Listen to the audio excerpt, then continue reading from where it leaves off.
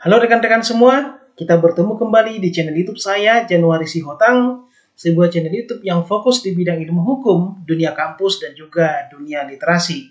Kali ini saya membuat satu video pembelajaran di bidang mata kuliah ilmu perundang-undangan, di mana kali ini kita memasuki sesi ataupun pertemuan yang ketiga.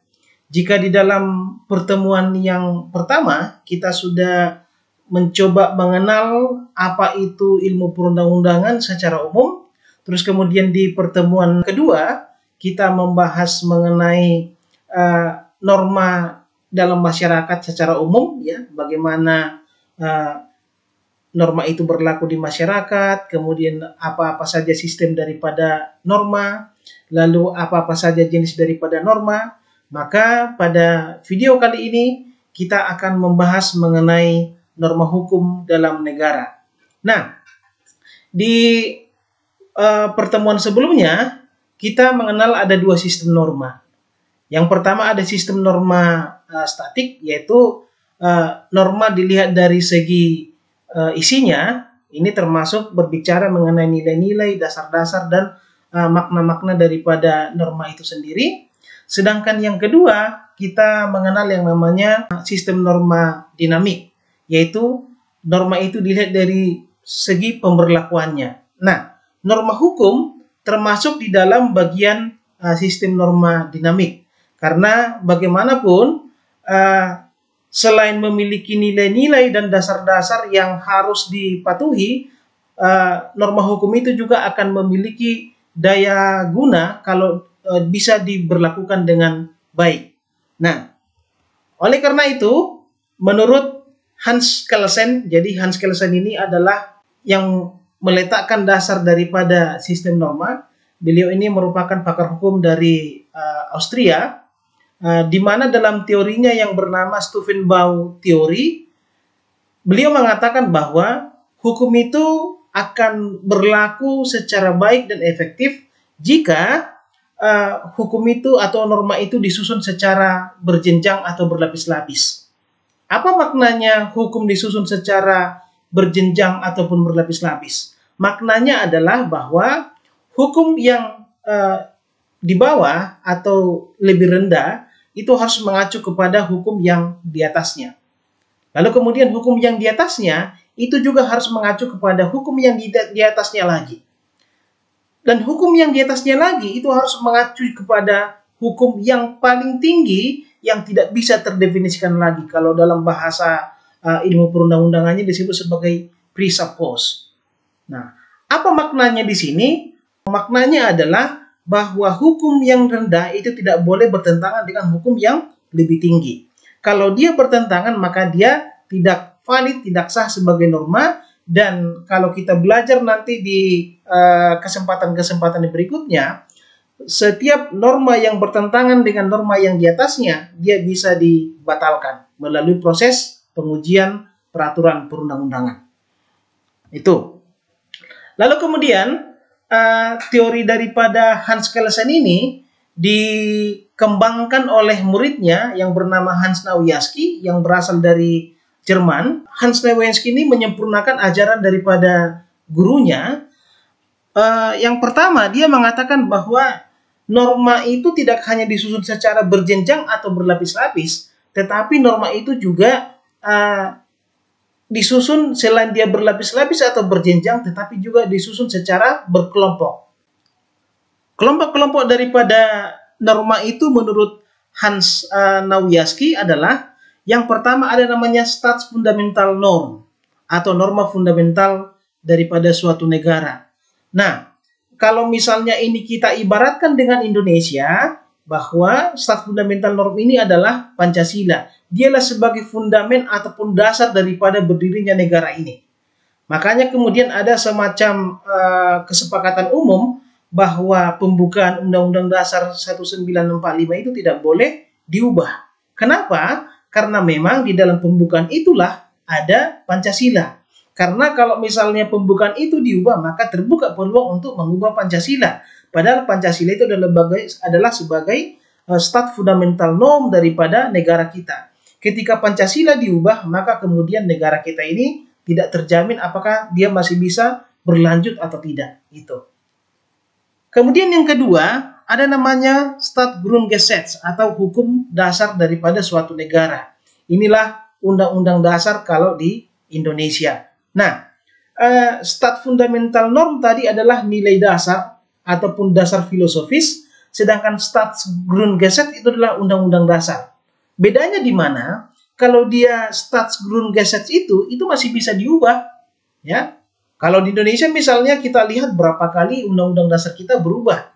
Mulai dari Undang-Undang 1945, kemudian diubah menjadi Konstitusi RIS pada tahun 1949, diubah lagi menjadi Undang-Undang Dasar sementara tahun 1950, lalu kemudian kembali ke Undang-Undang Dasar 1945, lalu pada tahun 1999 sampai 2002 kita masuk ke Undang-Undang Dasar Negara Republik Indonesia tahun 1945, yaitu Undang-Undang Dasar yang sudah diubah sebanyak 4 kali. Itu dia bedanya. Jadi, saya ulangi lagi, Staatsfundamentalnorm itu tidak bisa diubah, karena ketika itu diubah, maka negara ini akan berpotensi untuk bubar, sedangkan Staatsgrundgesetz itu bisa diubah. Kemudian yang ketiga, menurut Hans Nawiaski ada namanya Formelgesetz, yaitu undang-undang, ya, undang-undang formal. Nanti saya jelaskan ini lebih lanjut. Dan yang keempat adalah Verordnung dan Autonomsatzung, yaitu peraturan pelaksana dan peraturan otonom. Ya. Kemudian yang kedua, Hans Nawiaski menuduh bahwa Hans Kelsen itu dia hanya menerapkan ataupun membuat teorinya itu secara umum. Dia tidak meneliti bagaimana penyusunan norma atau keadaan norma itu di berbagai negara. Sedangkan Hans Nawiaski dia sudah meneliti banyak sistem norma di berbagai negara dan kesimpulannya adalah seperti yang dia jelaskan di dalam teorinya itu, ya. Terus kemudian yang ketiga, Hans Nawiaski tidak sepakat bahwa yang paling tinggi itu adalah norma dasar negara. Tetapi yang paling tinggi itu adalah norma fundamental negara. Itu seperti yang sudah saya jelaskan tadi bahwa kalau dia norma fundamental negara itu tidak bisa diubah, sedangkan norma dasar negara itu bisa diubah.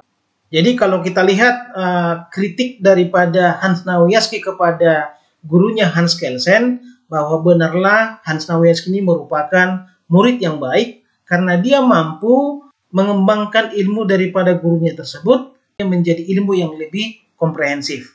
Nah, sekarang kita akan mencoba menelisik satu demi satu pengelompokan norma yang dibuat oleh Hans Nawiaski. Norma yang paling tinggi menurut Hans Nawiaski adalah Staatsfundamentalnorm. Stat itu sama dengan state, artinya negara, fundamental yaitu fundamental atau dasar, dan norm adalah norma. Berarti Staatsfundamentalnorm itu adalah norma fundamental di suatu negara. Saya katakan tadi di awal bahwa yang namanya Staatsfundamentalnorm itu tidak bisa diubah di dalam satu negara. Karena kalau itu sudah diubah, maka kemudian negara itu berpotensi akan bubar.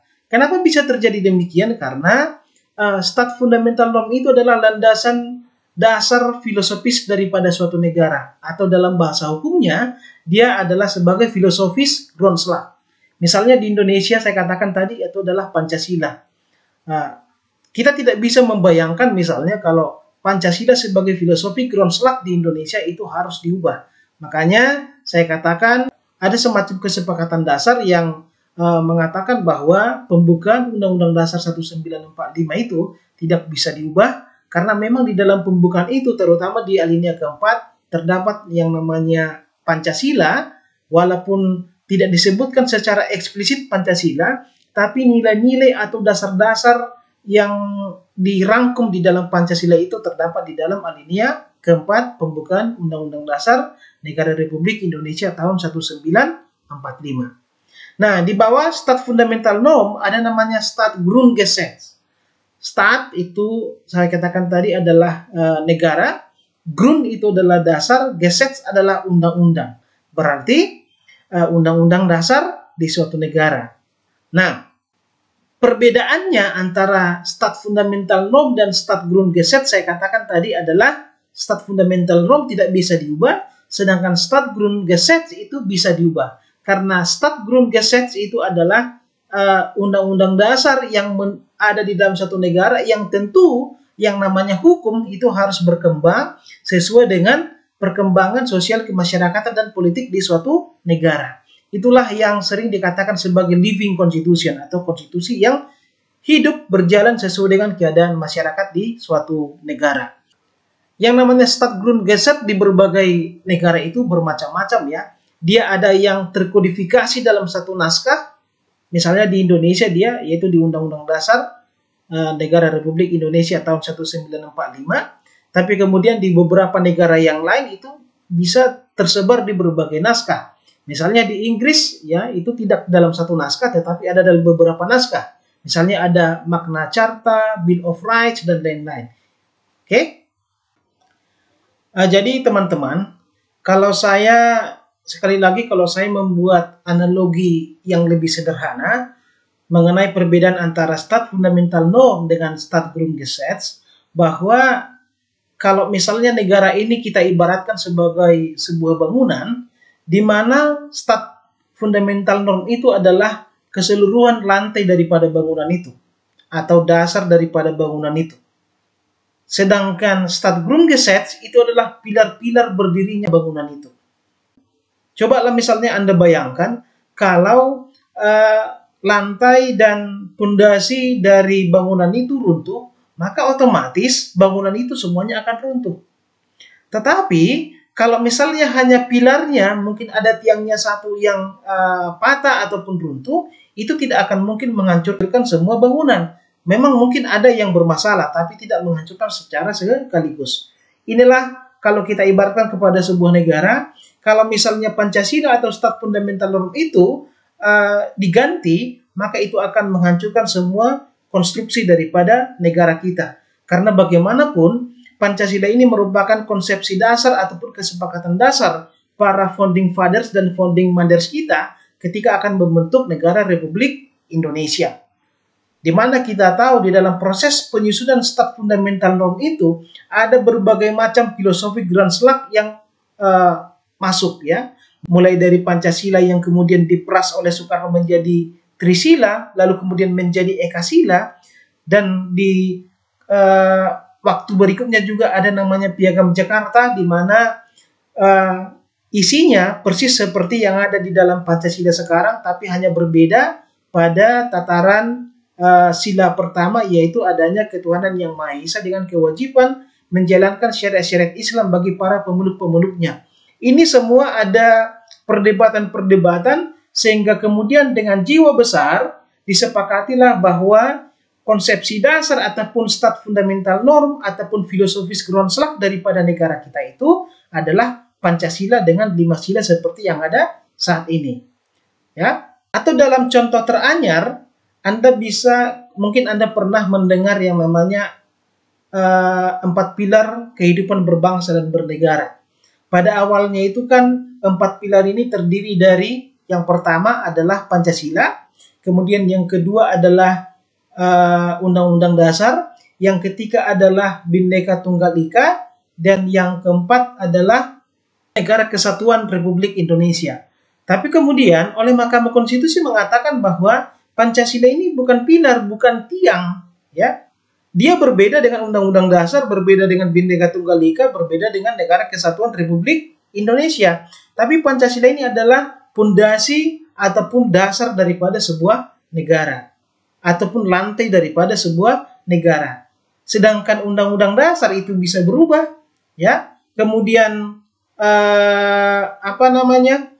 Negara Kesatuan Republik Indonesia juga bisa berubah. Mungkin kita bisa menjadi negara federal, tidak harus negara kesatuan, ya. Kemudian Bhinneka Tunggal Ika juga itu bisa berubah, ya. Tapi yang namanya Pancasila itu tidak bisa berubah karena itulah fondasi ataupun dasar daripada sebuah negara. Itu sebagai analogi sederhana saya, teman-teman, supaya teman-teman bisa lebih paham lagi membedakan antara Staatsfundamental Norm dengan Staatsgrundgesetz. Oke? Nah, sekarang kita masuk ke Formel Gesetz. Formal itu adalah formal, Gesetz adalah undang-undang, berarti artinya adalah undang-undang formal. Nah, secara hierarki ataupun kedudukan, bahwa Formel-Gesetz ini berkedudukan di bawah Staatsgrundgesetz. Lalu kemudian biasanya dibentuk oleh lembaga legislatif. Nah, kalau misalnya nanti Anda analogikan ini ke dalam hukum Indonesia, maka Formel-Gesetz ini adalah undang-undang. Kan undang-undang itu berada di bawah Undang-Undang Dasar. Biasanya undang-undang itu dibentuk oleh lembaga legislatif, ya, atau dalam istilah lain dikatakan sebagai parlemen. Kenapa bisa terjadi seperti itu? Karena memang lembaga legislatif atau parlemen ini kan merupakan perwakilan daripada seluruh rakyat di suatu negara tersebut. Misalnya di Indonesia ada namanya DPR. DPR itu kan perwakilan daripada seluruh rakyat Indonesia. Nah, kenapa legislatif itu sering dikatakan sebagai parlemen? Karena kan parlemen itu berasal dari kata parle. Parle artinya berbicara. Artinya bahwa parlemen itu ataupun legislatif itu berbicara untuk menyuarakan rakyat yang dia wakili. Lalu kemudian suara ataupun aspirasi dari rakyat yang dia wakili itu, dia wujudkanlah itu dalam bentuk sebuah undang-undang. Ya, makanya di sini dikatakan biasanya undang-undang itu dibentuk oleh lembaga legislatif. Tapi kemudian sesuai dengan sistem pemerintahan ataupun sistem ketatanegaraan di berbagai negara, bisa saja ini berubah. Tetapi kemudian mau berubah pun sistem ketatanegaranya, tetapi keikutsertaan daripada lembaga legislatif itu tetap tidak bisa ternafikan ataupun tidak bisa dinafikan. Di Indonesia misalnya, karena kita menggunakan sistem presidensial ala Indonesia, maka yang membentuk undang-undang itu adalah DPR bersama dengan presiden. Kalau di Amerika, undang-undang itu dibentuk oleh Kongres yang terdiri dari House of Representatives dan Senat. Sedangkan presidennya tidak ikut. Nah, walaupun berbeda-beda sistem yang ada di berbagai negara, tapi tetap yang namanya pembentukan undang-undang itu harus melibatkan yang namanya wakil rakyat ataupun DPR ataupun lembaga legislatif ataupun yang namanya parlemen. Itu ya. Nah, selanjutnya dikatakan bahwa undang-undang formal ini adalah norma hukum yang sudah bersifat spesifik. Jadi, kalau tadi Staatsgrundgesetz itu adalah norma-norma pokoknya, dia hanya mengatur mengenai garis besarnya, maka undang-undang ini sudah mulai dia spesifik. Dia sudah mulai mengatur secara rinci ketentuan-ketentuan yang diatur di dalam Staatsgrundgesetz. Dan karena dia sudah mengatur lebih rinci, Formel-Gesetz ini sudah bisa langsung diterapkan di dalam kehidupan berbangsa dan bernegara. Makanya dia sering dikatakan sebagai peraturan organik. Oke, nah sekarang kita masuk ke kelompok norma yang paling rendah, yaitu Autonomsatzung dan Verordnung. Verordnung ini adalah peraturan pelaksana, sedangkan Autonomsatzung adalah peraturan otonom. Verordnung ini berbeda dengan Autonomsatzung karena kalau Verordnung ini adalah peraturan yang dibentuk oleh pemerintah karena adanya delegasi kewenangan. Sedangkan Autonomsatzung itu dibentuk oleh pemerintah karena adanya atribusi kewenangan. Apa bedanya delegasi kewenangan dan atribusi kewenangan dalam pembentukan peraturan perundang-undangan? Perlu Anda ketahui bahwa delegasi kewenangan dalam pembentukan peraturan perundang-undangan adalah ketika undang-undang dasar atau peraturan yang lebih tinggi melimpahkan kewenangan kepada peraturan yang ada di bawahnya dengan tujuan agar peraturan tersebut bisa memperinci materi daripada peraturan yang lebih tinggi tersebut sehingga dia bisa lebih implementatif dan bisa lebih mudah dilaksanakan di dalam penyelenggaraan berbangsa dan bernegara. Nah, kalau kita lihat itu di dalam Undang-Undang Dasar kita, itu bisa Anda lihat di dalam pasal 5 ayat 2. Di dalam pasal 5 ayat 2 kan dikatakan bahwa untuk melaksanakan lebih lanjut undang-undang, maka pemerintah bisa membentuk peraturan pemerintah.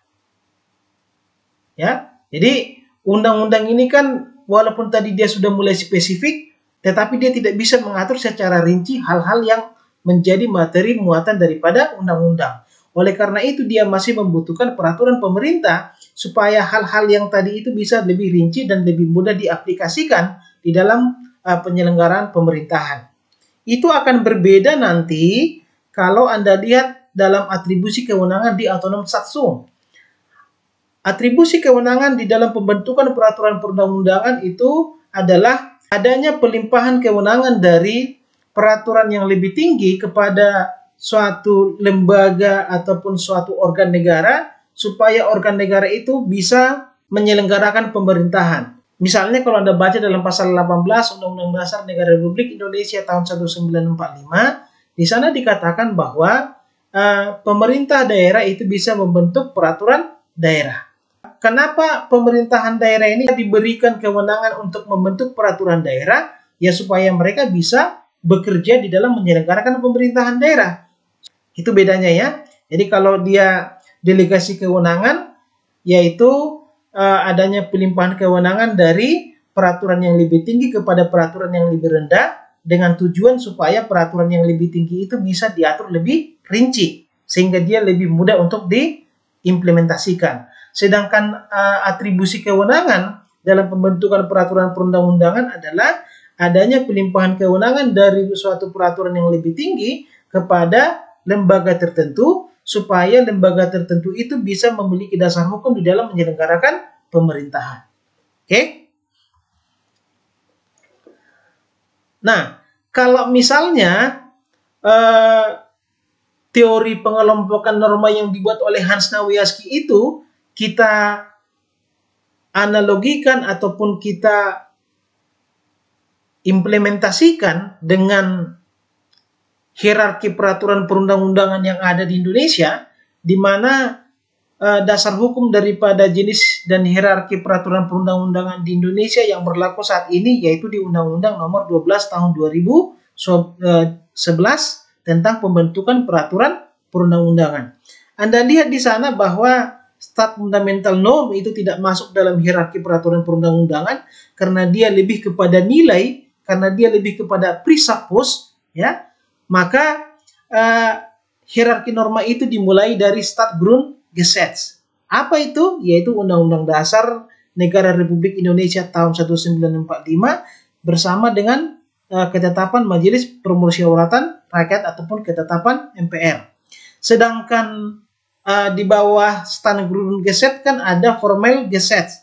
Formel Gesetz itu adalah undang-undang atau peraturan pemerintah pengganti undang-undang, ya, atau Perpu. Nah, undang-undang dan Perpu ini memiliki kedudukan yang sama karena memang materi muatannya sama. Yang membedakan antara undang-undang dengan Perpu hanyalah momentum pembentukannya. Kalau undang-undang itu dibentuk dalam keadaan normal, sedangkan Perpu itu dibentuk dalam keadaan tidak normal. Ada kejadian-kejadian tertentu yang bisa menjadi dasar di dalam pembentukan Perpu. Nanti kita pelajari itu lebih lanjut. Lalu kemudian ada namanya Wetordnung ataupun peraturan pelaksana. Yang mana itu? Itulah peraturan pemerintah, kemudian nanti ada peraturan menteri dan lain-lain. Sedangkan Autonom Satsung itu contohnya adalah peraturan daerah, baik itu peraturan daerah kabupaten kota maupun peraturan daerah provinsi, termasuk dengan peraturan presiden. Itu ya. Oke. Selanjutnya kita akan masuk ke dalam sistem norma hukum yang berlaku di negara Republik Indonesia. Saya katakan tadi bahwa yang namanya sistem norma hukum itu pasti berbeda-beda sesuai dengan konstitusi yang berlaku di negara tersebut. Nah, di Indonesia misalnya, ini saya tidak membahas semua sistem norma hukum yang pernah berlaku di Indonesia, karena bagaimanapun Undang-Undang Dasar Negara di Indonesia itu sudah berubah beberapa kali. Tapi yang saya mau bandingkan di sini adalah sistem norma hukum di Indonesia antara sebelum perubahan Undang-Undang Dasar 1945 dan setelah perubahan.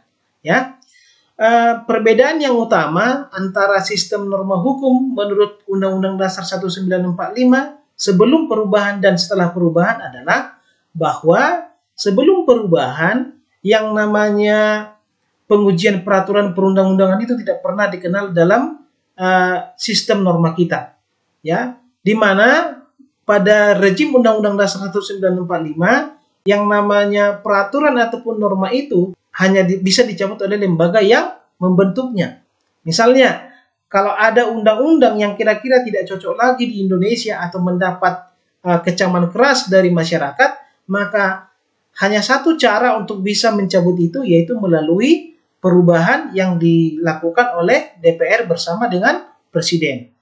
Beda misalnya setelah perubahan Undang-Undang Dasar 1945.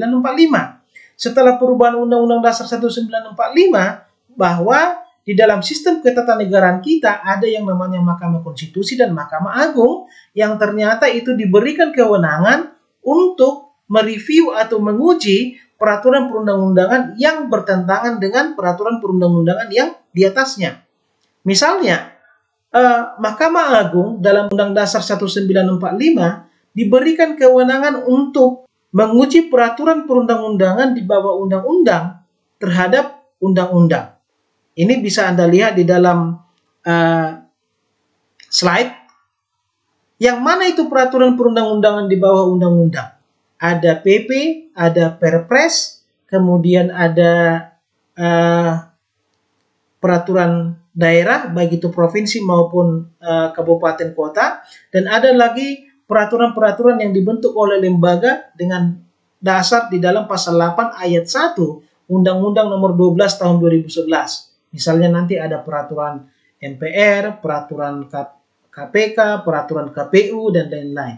Jadi, peraturan perundang-undangan yang berada di bawah undang-undang ini, kalau misalnya menurut Anda bertentangan dengan hak konstitusional Anda, atau menurut Anda ternyata itu bertentangan dengan undang-undang, maka itu bisa diajukan pengujian ke Mahkamah Agung. Kalau misalnya Mahkamah Agung merasa bahwa peraturan yang di bawah undang-undang itu bertentangan dengan undang-undang, maka itu bisa dibatalkan. Nah, lembaga yang satu lagi yaitu Mahkamah Konstitusi. Mahkamah Konstitusi ini diberikan kewenangan untuk menguji undang-undang terhadap undang-undang dasar. Ya, jadi kalau misalnya seperti yang marak saat ini, ada namanya Omnibus Law, Undang-Undang Cipta Kerja, maka kalau Anda merasa bahwa Undang-Undang Cipta Kerja ini melanggar hak konstitusional Anda dan bertentangan dengan Undang-Undang Dasar, Anda bisa mengujinya ke Mahkamah Konstitusi. Ya, jadi beda ya. Kalau dulu itu tidak bisa, karena yang bisa membatalkan undang-undang yang dibuat oleh DPR dan Presiden itu hanyalah DPR dan Presiden itu sendiri. Kalau mereka mau mengubah, ya diubah. Tapi kalau mereka tidak mau mengubah, ya itu akan berlaku sampai seterusnya. Sedangkan setelah perubahan Undang-Undang Dasar, masyarakat itu bisa mengajukan gugatan ke Mahkamah Konstitusi atau Mahkamah Agung supaya undang-undang ataupun peraturan perundang-undangan yang menurut dia bertentangan dengan peraturan yang di atasnya atau merugikan hak konstitusionalnya sebagai warga negara, maka itu bisa dibatalkan ataupun diajukan pembatalan ke lembaga-lembaga Mahkamah Konstitusi maupun Mahkamah Agung. Itu ya. Terus perubahan yang kedua antara sistem norma sebelum perubahan dan sesudah perubahan adalah jenis-jenis peraturan perundang-undangan yang disebutkan secara eksplisit di dalam Undang-Undang Dasar. Ya. Makna daripada secara eksplisit adalah secara nyata atau secara tegas disebut di dalam Undang-Undang Dasar. Misalnya, di dalam Undang-Undang Dasar 1945 sebelum perubahan, ada beberapa jenis peraturan perundang-undangan yang disebut secara tegas. Yang pertama kan ada Undang-Undang Dasar, ya, di mana di dalam pasal 3 Undang-Undang Dasar 1945 sebelum perubahan dikatakan bahwa MPR itu berwenang untuk mengubah dan menetapkan undang-undang dasar. Kemudian yang kedua ada undang-undang, ya, bahwa presiden itu berwenang membentuk undang-undang dengan persetujuan DPR. Lalu kemudian yang ketiga ada peraturan pemerintah sebagai peraturan pelaksana daripada undang-undang. Lalu kemudian yang keempat ada Perpu yang dibuat dalam hal ihwal kegentingan yang memaksa. Nah, setelah perubahan Undang-Undang Dasar, sesungguhnya jenis-jenis peraturan perundang-undangan yang disebutkan secara eksplisit di dalam Undang-Undang Dasar itu hampir sama. Perbedaannya hanyalah bahwa di dalam Undang-Undang Dasar setelah perubahan ada disebut peraturan daerah dan ketetapan MPR. Itu saja perbedaannya. Oke, teman-teman, saya rasa demikian materi kita pada pertemuan sesi ketiga ini. Silakan subscribe dan tonton video-video saya sebelumnya supaya channel ini semakin berkembang dan saya bisa membuat video-video yang lebih berkualitas dan lebih bermanfaat bagi Anda semua. Selamat belajar.